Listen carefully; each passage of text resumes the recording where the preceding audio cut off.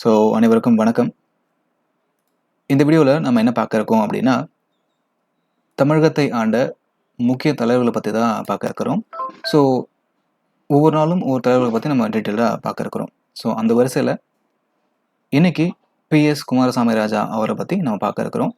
So இதுக்காகவே பார்த்தீங்க அப்படின்னா உங்களுக்கு தனியாக ஒரு பிளேலிஸ்ட் போட்டு இந்த செஷன் முடியும் போது எல்லா தலைவர்களை பற்றியும் அந்த பிளேலிஸ்ட்டில் வந்து உங்களுக்கு இருக்கும். ஸோ நீங்கள் அந்த லிஸ்ட்டை பார்த்து நீங்கள் ஈஸியாக படிச்சுக்கலாம். வீடியோவை எங்கேயும் ஸ்கிப் பண்ணாமல் ஃபுல்லாக பாருங்கள். இதில் எல்லாமே இம்பார்ட்டன்ட் பாயிண்ட்ஸ் அப்படின்றதால ஸ்கிப் பண்ணாமல் ஃபுல்லாக பாருங்கள். சரி, இன்றைக்கி நம்ம யாரை பற்றி பார்க்க போகிறோம் அப்படின்னா, PS குமாரசாமி ராஜா. PS குமாரசாமி ராஜா அவரை பற்றி தான் பார்க்க போகிறோம்.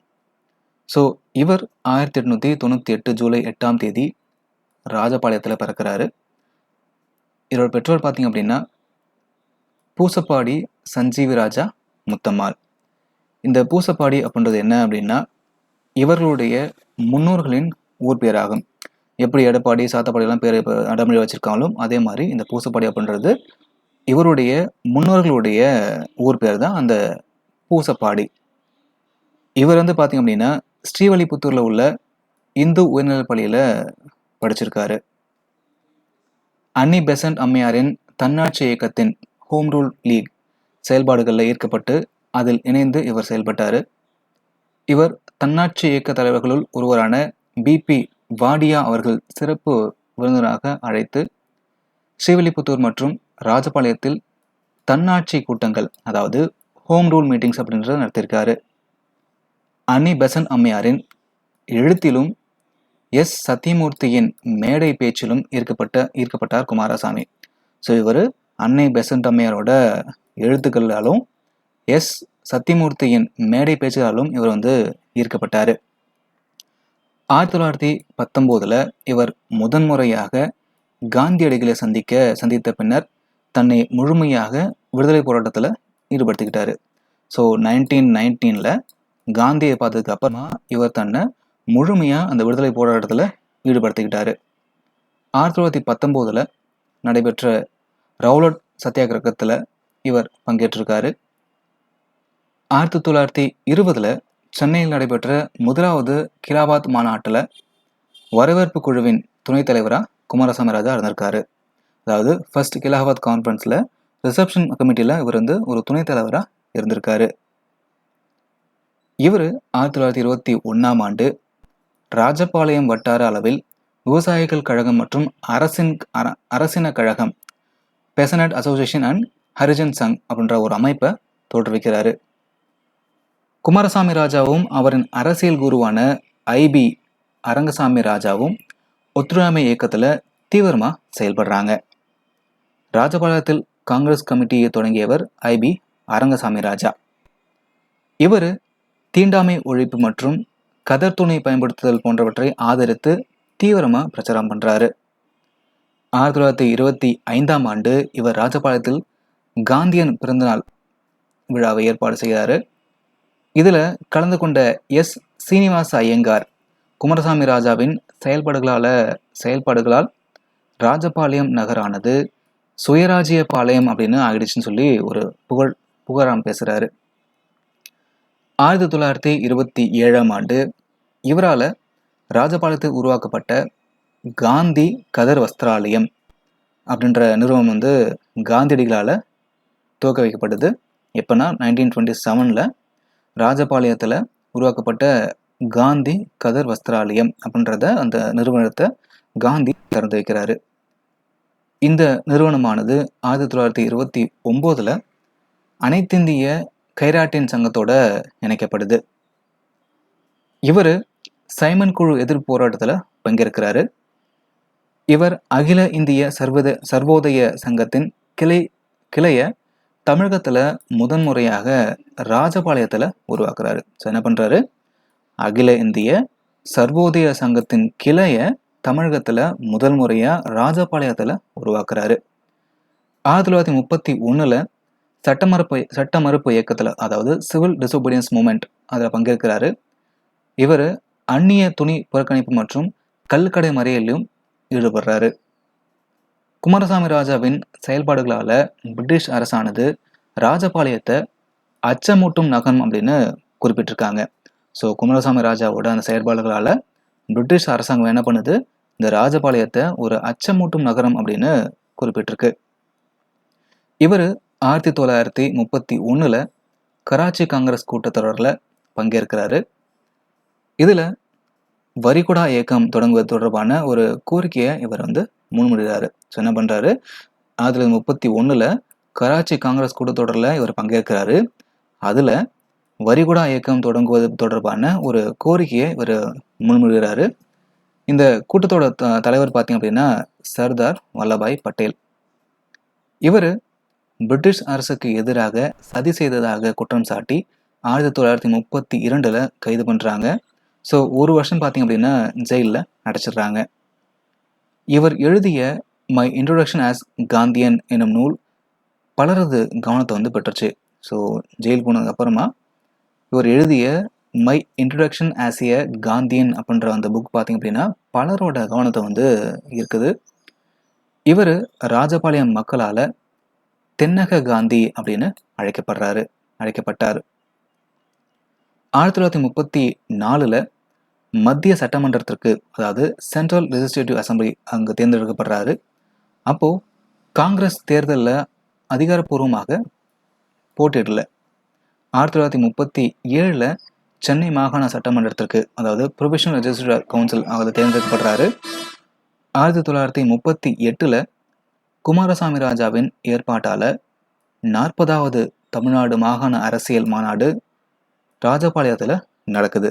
யாரால் அப்படின்னா 1938 குமாரசாமி ராஜாவோட ஏற்பாட்டால் 40வது தமிழ்நாடு மாகாண அரசியல் மாநாடு ராஜபாளையத்தில் நடக்குது. இந்த மாநாட்டோட தலைவர் யாருன்னு சொல்லி பார்த்தீங்க அப்படின்னா ஓமந்தூர் ராமசாமி.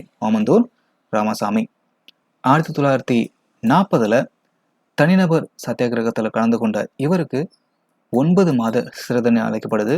திருச்சி சிறையில் அடைச்சிடுறாங்க. 1946 சட்டமன்ற தேர்தலில் ஸ்ரீவில்லிபுத்தூர் தொகுதியிலிருந்து போட்டியின்றி தேர்ந்தெடுக்கப்படுறாரு. அதுக்கப்புறமா டி பிரகாசம் தலைமையிலான அமைச்சரவையில் வேளாண்மை, பொதுப்பணி, கூட்டுறவு போன்ற துறைகளில் அமைச்சராக இவர் பணியாற்றுறாரு. எப்போ அப்படின்னா 1946 சட்டமன்ற தேர்தலில் ஸ்ரீவில்லிபுத்தூர் தொகுதியிலிருந்து ஒரு போட்டியின்றி செலக்ட் ஆகிறாரு. அதுக்கப்புறமா டி பிரகாசம் தலைமையிலான அமைச்சரவையில் வேளாண்மை, பொதுப்பணி, கூட்டுறவு போன்ற துறைகளில் அமைச்சராக இவர் பணியாற்றுறாரு. இவர் விவசாயத்துறை அமைச்சராக இருந்த பொழுது விவசாய வருமான வரி சட்டம் அப்படின்ற ஒன்று கொண்டு வந்தார். ஸோ இவர் அக்ரி மினிஸ்டராக இருக்கும் பொழுது விவசாய வருமான வரி சட்டம் அப்படின்றத கொண்டு வராரு. ஸோ அது மூலமாக என்ன ஆகுது அப்படின்னா, ஒரு ஆண்டில் 5000க்கும் மேல் வருமானம் ஈட்டக்கூடிய விவசாயிகளுக்கு மட்டும் அந்த வருமான வரி அப்படின்றத விதிக்கிறாரு. சென்னையை தலைமையிடமாக கொண்டு செயல்பட்ட இந்துஸ்தான் சாரணர் கழகத்தின் தலைவராக இவர் இருந்தார். ஸோ சென்னை அடையாற ஹெட் ஆஃபீஸாக வச்சு இயங்கக்கூடிய அந்த ஹிந்துஸ்தான் ஸ்கவுட் அசோசியேஷனுக்கு இவர் தலைவராக இருக்கார்.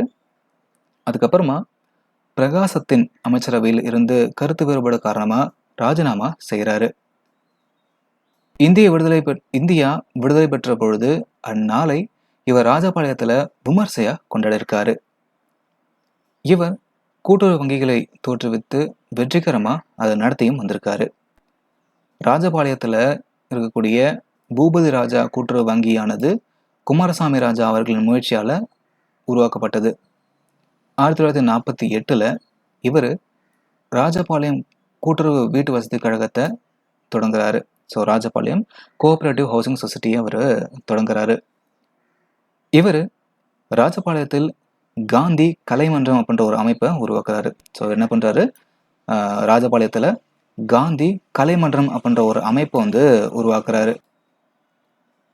ஓமந்தூரார் முதலமைச்சராக இருந்த பொழுது தஞ்சாவூர் பகுதிகளில் பண்ணையக்காரர்களுக்கும் விவசாய தொழிலாளர்களுக்கும் ஒரு பெரும் மோதல் ஏற்படுது. ஸோ இது சம்பந்தமாக விசாரணை செய்யறதுக்காக குமாரசாமி ராஜா தலைமையில் ஒரு ஆணையம் அப்படின்றது அமைக்கப்படுது. ஸோ அதை மெம்பர்ஸ் யாருன்னு பார்த்தீங்க அப்படின்னா C Subramaniam, R Venkataraman. So Omandurar முதலமைச்சராக இருக்கும் பொழுது தஞ்சாவூர் பகுதிகளில் பண்ணையக்காரர்களுக்கும் விவசாய தொழிலாளர்களுக்கும் பார்த்தீங்கன்னா ஒரு சண்டை ஏற்படுது. ஸோ அது சம்மந்தமாக விசாரிக்கிறதுக்கு ஓமந்தூரா என்ன பண்ணுறாரு, குமாரசாமி ராஜா தலைமையில் ஒரு ஆணையம் அமைக்கிறாங்க. அந்த ஆணையத்தில் மெம்பர்ஸ் யாருன்னு சொல்லி பார்த்தீங்க அப்படின்னா சுப்பிரமணியனும் சி சுப்பிரமணியன் ஆர் வெங்கட்ராமன். சரிங்களா? இந்த ஆணையம் இரு தரப்பினரிடையே உள்ள சிக்கல்களை ஆராய்ஞ்சு தனது பரிந்துரைகளை அரசுகிட்ட சமர்ப்பிச்சாங்க. ஓமந்தூரார் ராமசாமி அவர்கள் முதலமைச்சர் பதவியில் இருந்து விலகியதும் இவர் 1949 ஏப்ரல் 6 முதலமைச்சராக மாறுறாரு.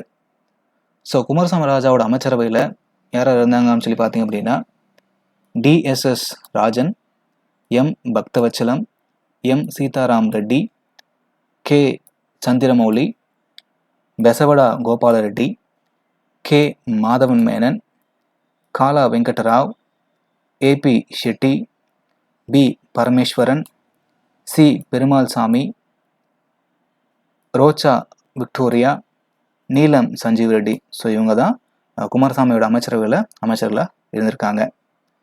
1950 ஜனவரி 26 அரசியல் அமைப்பு நடைமுறைக்கு வந்ததுக்கு அப்புறமா சென்னை ராஜதானி அப்படின்றது சென்னை மாகாணமாக மாறுது. ஸோ அது வரைக்கும் சென்னை ராஜதானியாக இருந்துச்சு, சென்னை மாகாணமாக மாறுது. எப்போ அப்படின்னா 1950 ஜனவரி 26. ஸோ இந்தியன் கான்ஸ்டியூஷன் அமலுக்கு வந்ததுக்கு அப்புறமா இந்த சென்னை ராஜதானி அப்படின்றது சென்னை மாகாணமாக மாறுது. நாடு குடியரசு ஆன பொழுது தமிழகத்தின் முதலமைச்சராக இருந்தவர் PS குமாரசாமி ராஜா ஆவார். ஸோ நாடு குடியரசு ஆகும்பொழுது அப்போது சென்னை மாகாணத்தோட முதலமைச்சர் யார் அப்படின்னா PS குமாரசாமி ராஜா. இவருக்கு முன் முதலமைச்சராக இருந்த ஓமந்தூரார் 1948 ஜமீன்தாரி ஒழிப்பு சட்டத்தை கொண்டு வந்தார். ஆனால் பல்வேறு நடைமுறை சிக்கல் காரணமாக அதை முழுமையாக செயல்படுத்த முடியாமல் போயிடுச்சு. இதை துணிச்சலாக செயல்படுத்தி காட்டியவர் குமாரசாமி ராஜா. ஸோ 1948 ஓமந்தூரார் முதலமைச்சர் இருக்கும் பொழுது இந்த ஜமீன்தாரி ஒழிப்பு சட்டத்தை கொண்டு வந்தார். ஆனால் அதில் பல்வேறு சிக்கல் இருந்ததால் அதை அவரால் பண்ண முடியல. ஆனால் அதுக்கப்புறமா நம்ம குமாரசாமி ராஜா என்ன பண்ணுறாரு, அதை துணிச்சலாக செயல்படுத்தி காமிக்கிறாரு. ஸோ சென்னை மாகாணத்தில் இருந்த ஜமீன்தாரி பண்ணைகளை அரசுடைமை ஆக்குறாரு. அதுக்கப்புறமா அதை முறையாக